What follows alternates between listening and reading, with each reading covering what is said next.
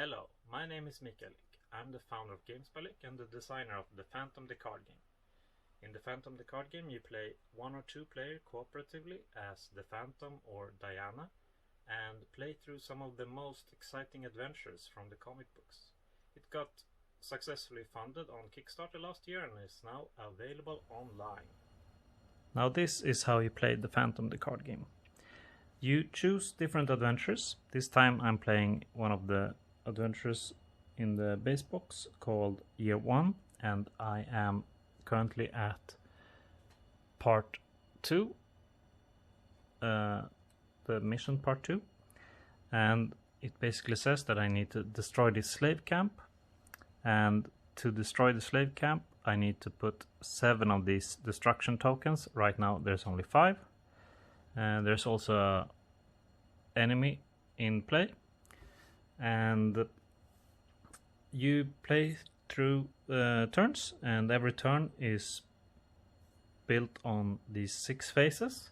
So I'll go through these phases to play through a turn. First we have the recovery phase. Now I have an injury in play, but that injury isn't that bad right now. The recovery phase allows me to either remove all injuries I have in play or ready all my exhausted cards. This turn I will ready my exhausted tiger here, my tame tiger.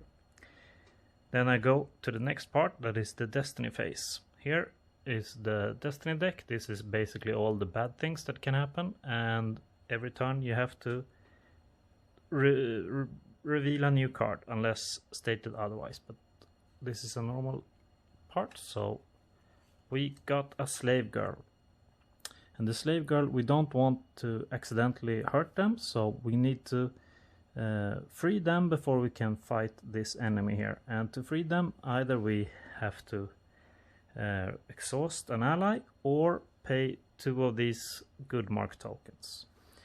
We save her, and by saving her we return her to the game box.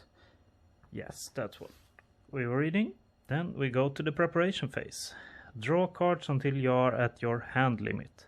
My hand limit is 3, that is the base. So 1, 2, and 3.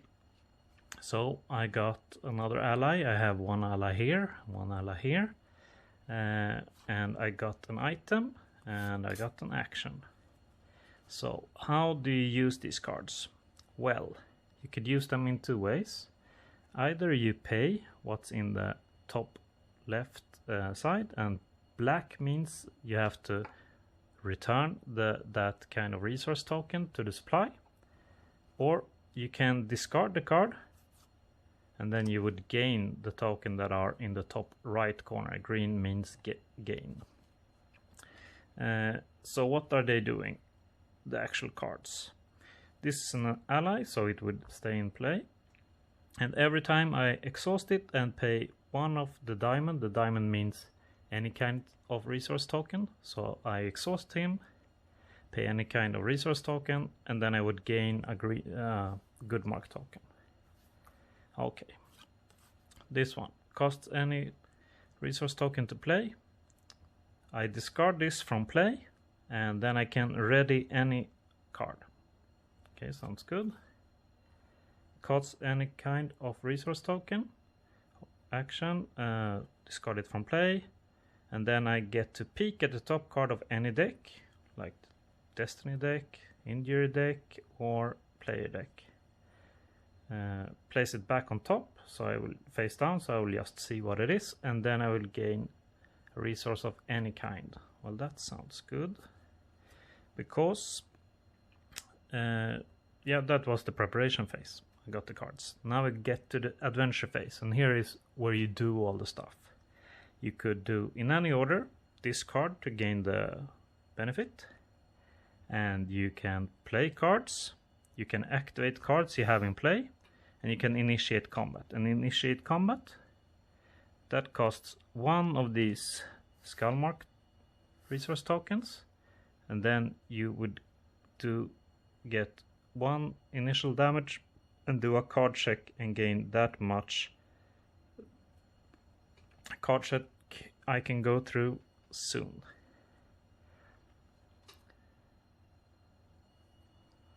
Yes, so what do I want to do? I actually want to initiate combat to take care of him, but to take care of him I first need to save the slave girl. And to do that I either pay 2 of these or use an ally. I think I'm going to play out this one because I want him when I start dealing damage. Yeah, okay. So I discard Campfire to gain a mystery resource. Then I play the Bandar Explorer for 1 good mark and 1 mystery. Then I use her ability, activate her ability to exhaust an ally to save the slave girls and return it to the game box.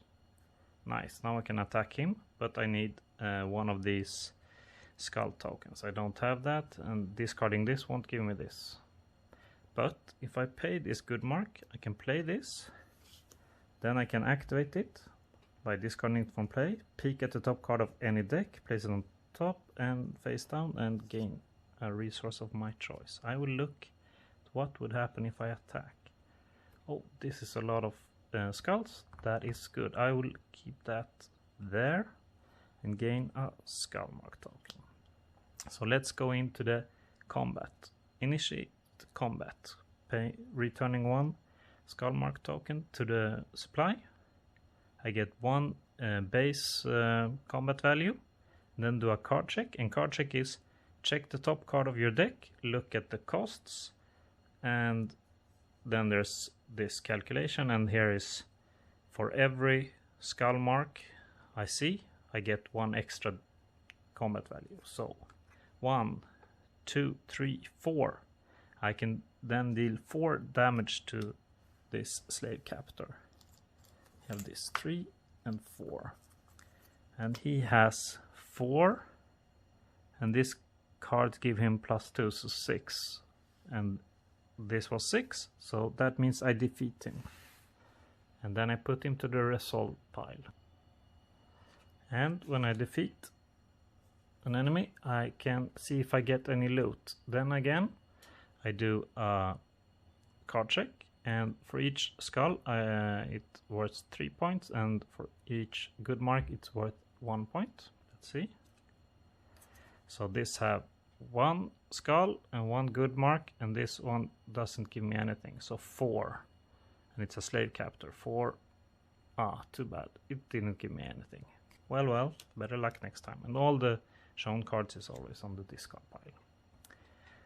Now I didn't even need to use Stripe, so I could have used him for that, but then I can use exhaust an ally to put a destruction token on this. I do that. And then we have 6 here. I only need 1 more to destroy it and go to the next step in the adventure. Now I can't really do anything else, so I go to the next phase. That is the fate phase. For each enemy that are in play, I receive 1 injury. But there's no enemies in play, so I'm safe. And then it's the cleanup phase. All cards I have in my hand, I would put in the discard pile. I have no cards left, I used everything. And if I would have more than my resource limit, that is 6, I would have to return that to the supply. But no worries. And then it starts over with a new turn. So now let's take a look at the upcoming expansion, Terror in Mavitan, where you fight against Shatu, the Python, one of the strongest enemies the Phantom has ever met. I have just entered the second mission, like in the last clip, and that fills me up with skull marks because of what happened before. And now I need to deal damage to the Python, and Python has a text where I can't deal damage to him before I have defeated or in any way removed all the other cards on the destiny row except him. So let's start. Recovery phase. I don't have any cards to ready and no injuries, so I skip that. Destiny phase. Usually you reveal 1 destiny card, but in this mission it says each destiny phase, instead of revealing a destiny card, place 1 time token on this. These are the generic time tokens that we've also seen before. If this card has 3 time tokens on it, shot will blow up a building, and that means you immediately lose the game. So this mission or adventure is a bit more fast-paced. You always have like a limited number of rounds before you have to do something, otherwise you lose. So next step, preparation phase. Draw cards until you have your hand limit. 3 cards. 1, 2, 3. Yes, not the cards I was hoping for. These cards are able to resolve ongoing events, but we only have enemies. This card draws me a card, but in this case I'm more into fighting these guys. So I will just start fighting. I pay 1, and since 1 is the base, I could directly place 1 on him.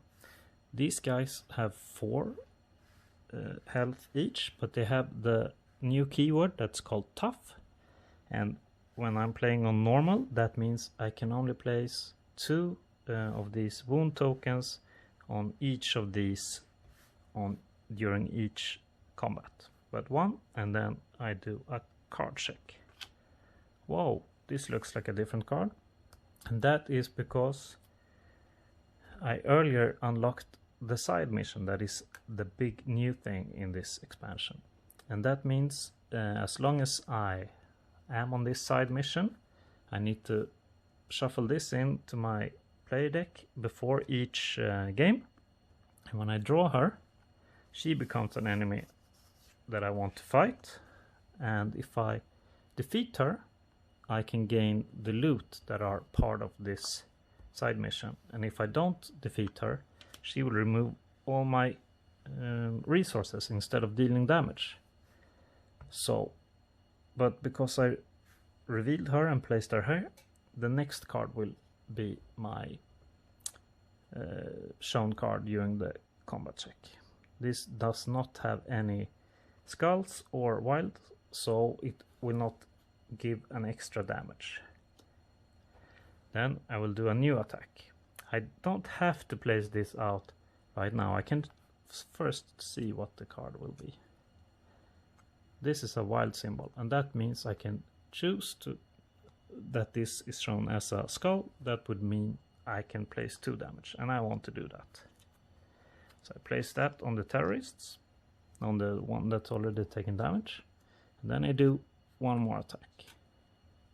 Again, 1 more damage. So now I have 4 on him that will defeat him, and I place 1 on Missed.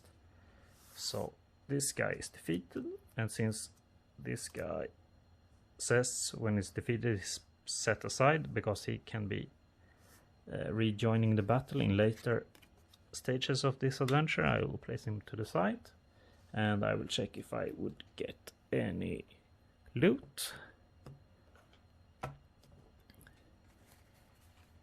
Where is the loot card? I should have placed this beforehand.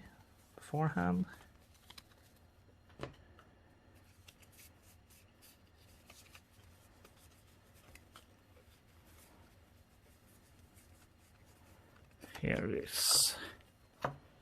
So let's see. For each symbol it's 2, no matter what the symbol is. Oof, so 3 symbols, that means 6, and it's a terrorist. Find an ally and put it to your hand. Don't mind if I do. I can take this one, or I can take this one. I don't. Yeah, I have the tiger. Yeah, that's great. I want the tiger. Place it into my hand. Shuffle the deck. Place this on the side. Okay, so now I have a tiger. Oh, I would like to play that one. I could afford it, but then I can't make any more combat this turn, and then I would receive 1, 2, 3 damages and lose all my. I probably need to discard it for yeah, I discard it for a skull, and then I initiate combat again. 1 more.